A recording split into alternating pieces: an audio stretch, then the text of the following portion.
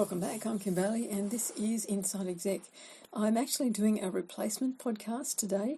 We interviewed someone that we can't name at the moment, and those of you who were very fast last week might have actually seen and listened to that the first part of that podcast, but we've now been advised by the organisation that employs our guest that they would like to review all of the audio as well as read the transcripts, and they're a little bit concerned about the guest that we spoke to being identifiable.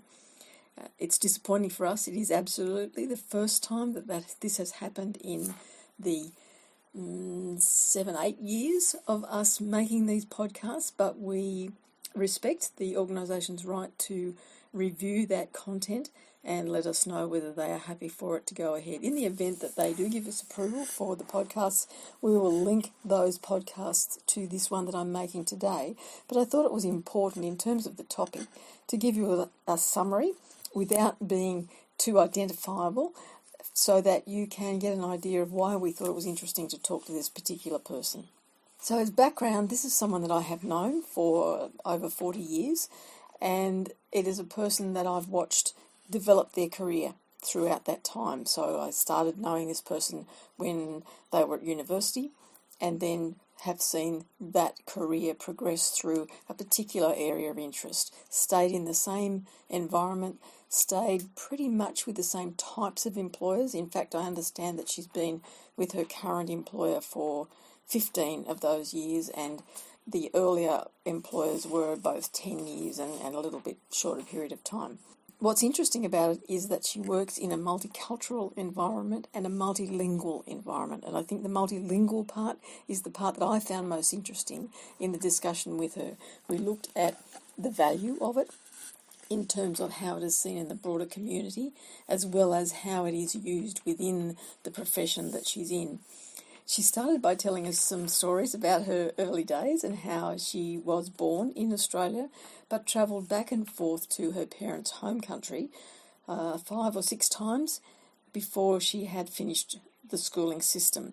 What that meant in terms of education was that every time she went from one country to another, she changed the home language, and so she was learning and being educated in a different language, very disjointed in terms of learning things and of being confident in one language or another. But she very much valued the idea that she was bilingual at that stage and wanted to be able to use that in her work because she saw that there was a need for it in the area that she's in. Interestingly, she talked to us about an episode when she was being tested while she was at university, and she was very brave. This was back in 1988, and she was very brave about using both languages in the room that she was in terms of the education that she was providing. And that allowed her to see that there was value in it, and she believed there was value in it, and so she pursued the idea that using both languages was important. And it was important in terms of not just her own worth in the profession that she had chosen, but also that in a broader community sense, she could see where there were issues that needed to be addressed that weren't being addressed by the system as it stands. Now, we're talking about education, so I will be a little bit more specific about the areas that concerned her. And it's about the idea, particularly in this country, I will say, that there is a groundswell of movement that says if you come from somewhere else and English is not your home language, then you should learn to speak it.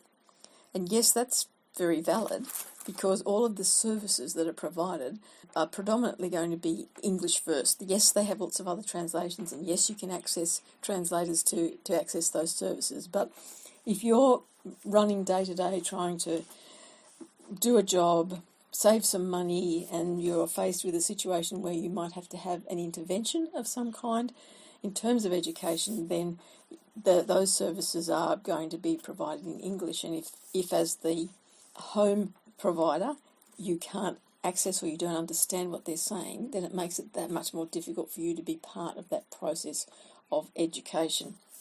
I'm being very careful about my words because, as I said, the employer is very concerned about them and this person being identifiable.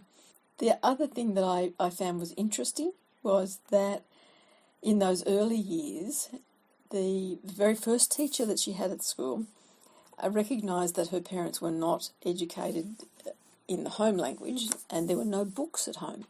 And so this educator actually went to the home, took a book, took a fairy tale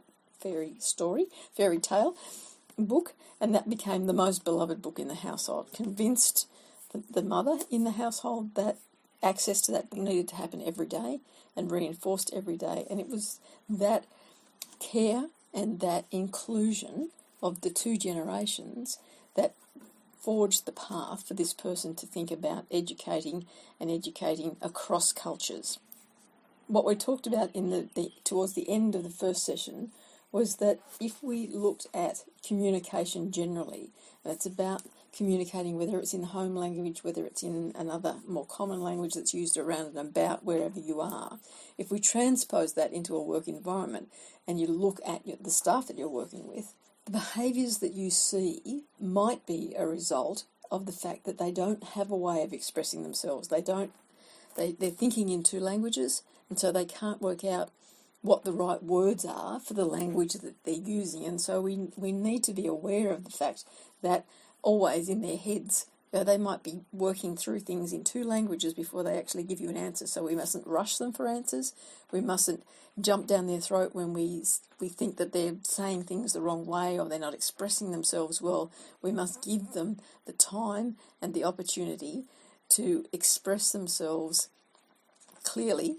And if you don't understand, as a supervisor or a team leader, if you don't understand what they've said or you're concerned about the way they've expressed it, then you address it by saying, would it be easier if you wrote it down? Would it be easier if you said it in your home language and we go to Google to translate it, whatever else it is? We've got so much technology at our hands now that it might be easier. And I know that often with this couple, if we see them socially, they will say to one another, what's the word for such and such, and how do you say this in English?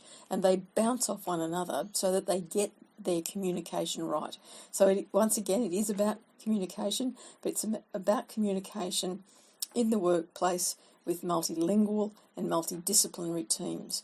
Now, I'm going to end that summary of the first part of the conversation here.